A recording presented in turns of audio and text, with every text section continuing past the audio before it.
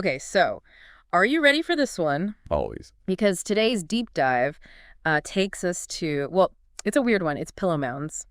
Okay. You sent me some articles on these, and I gotta be honest, when I first saw the title, I was imagining, like, Yeah. little fluffy mounds that, like, bunnies would sleep on. Yeah, right. Like old bunny bed? Yeah, exactly, like out of a Beatrix Potter book or something. Right. But it turns out they're a lot older than Peter Rabbit. We might be talking Bronze Age old. Yeah. Thousands of years old in some cases. Mm-hmm. And the mystery just keeps getting deeper.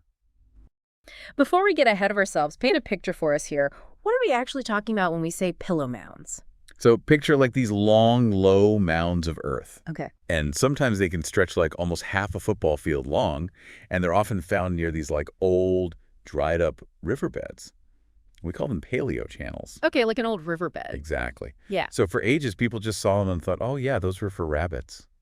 Well, I mean, I can see why they would think that, like, good spot for a little bunny burrow, right?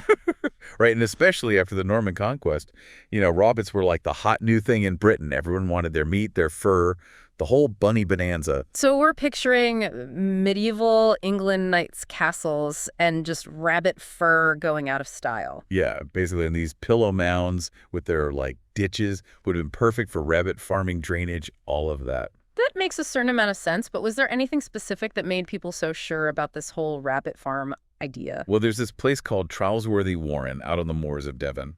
Okay. And picture this. Okay, it's a landscape. Right. And it's just dotted with these pillow mounds, over 60 of them. Wow. 60. Yeah, some experts think that a site that big could have held something like 25,000 rabbits. 25,000 rabbits, that's a lot of bunnies. Yeah, it's a lot to manage. That's a logistical nightmare. Can you imagine trying to do a head count? Oh, absolutely. And that's where the doubts really start to creep in. Yeah. Because if this place, Trowlesworthy Warren, was like bunny central, then where's the evidence? Right. Where are the roads to get all those bunnies to market? Okay. Where did all the people who are managing this massive rabbit operation live? Right. Were they living in the mounds with them? Exactly. Those are the questions. And they started to poke some pretty big holes in that whole theory. Yeah. I mean, if not a haven for hares, then what else could these mounds have been used for? Well, think about Dartmoor itself for a second. Okay. Beautiful but rainy.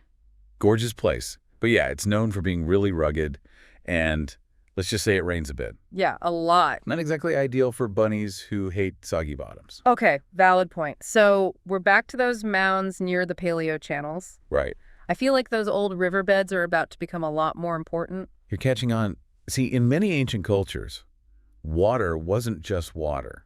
It was symbolic, especially when it came to rituals and the afterlife. Okay, all right. This is where it gets really interesting. So we're ditching the bunny farm for something a little more mysterious? Yeah, let's just say this rabbit hole goes a lot deeper than we thought. Okay, I'm intrigued. What really made researchers question everything was a fascinating discovery. At one of these mounds, they found a hearth. A hearth, like a fireplace? Exactly, and not just any hearth.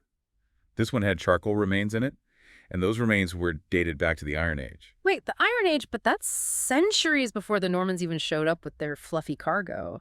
Exactly. It really throws a wrench in the whole rabbit warren theory. It really does. It complicates things. It does, and it gets even more intriguing when you remember how important water was in ancient rituals. The fact that these mounds are often so close to these paleo channels suddenly takes on a whole new meaning. Okay, so we've got strategically placed mounds, a potential connection to ancient water rituals, and now this whole Iron Age curveball. I am on the edge of my seat.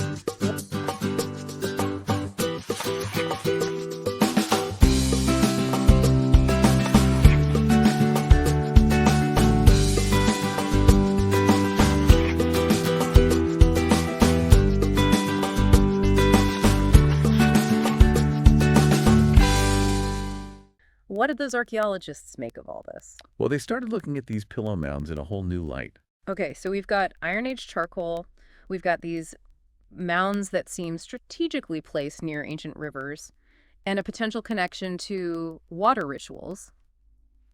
I think I'm ready to trade in my bunny slippers for something a little more, shall we say, Indiana Jones. You're going to love this. Remember how we talked about excarnation, where bodies are laid out to decompose naturally? Yeah. Well, some researchers started to think maybe, just maybe, these pillow mounds were used for that. Right. I remember that coming up, but I always thought it was kind of a long shot. Well, think about it. The long shape of the mound would have been ideal for laying out bodies. Okay. And then you've got that proximity to the paleo channels, those symbolic rivers, it starts to add up. Okay. Yeah, now that you mention it, it makes a lot more sense than a giant bunny farm. But did they find anything at the mounds themselves to back this up? I mean, actual evidence? This is where it gets really exciting. Remember we were talking about Trowlesworthy Warren earlier? Yeah, tons of mounds. Tons of mounds. Well, when archaeologists dug deeper at those mounds, guess what they found? Okay, I have to ask, was it more charcoal? Because at this point, I feel like charcoal is the recurring guest star in this episode. You're getting good at this. Yes, they found more charcoal, but more importantly, they found these layers of burnt earth right there beneath the mounds. It's like finding the remnants of ancient bonfires. And get this, at a site called Bryn Cysegrfan in Wales. They thought those mounds were medieval too. Wait, are you serious? They found similar stuff at totally different sites. That can't be a coincidence. Not a coincidence at all. They found the burnt soil, the charcoal, and evidence of human cremation, all of it dating back to the Bronze Age. It's like someone said, hold my mead. I'm about to change everything we thought we knew about these mounds. So it's not just the lack of rabbit bones at some of these places. It's the presence of actual cremation evidence. Case closed. Well, in archaeology, you never want to say never. But yeah, this discovery was a game changer. It totally shifted how we understand these mounds. We're not just talking about random piles of dirt. These could be pieces of a bigger puzzle, a whole system of Bronze Age burial practices. It makes you wonder what else we've missed just by assuming we already knew the answer. So if these mounds were used for cremation back in the Bronze Age, what does that tell us about how they thought about death? I mean, it must have been a really big deal for them. Absolutely. It gives us this tiny glimpse into their beliefs, their rituals, their whole worldview. Okay, so we've gone from like fluffy bunnies to Bronze Age burial grounds. It's kind of incredible to think that these mounds might have been part of such significant rituals.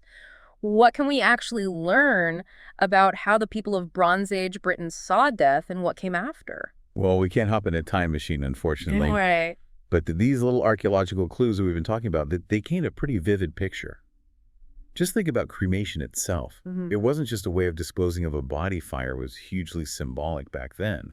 It often represented purification or a transition to the afterlife. It's like they were trying to send a message, right? Transforming the physical body into something new. Exactly. And it makes you think even more about those mounds being placed near the water. Did that play a role in their beliefs about what happened after you died? Almost certainly. I mean, think about how many cultures view rivers and springs as sacred places. They're boundaries between worlds. Right. Right? Places where maybe the veil between this life and the next felt a little thinner. Right, like a liminal space.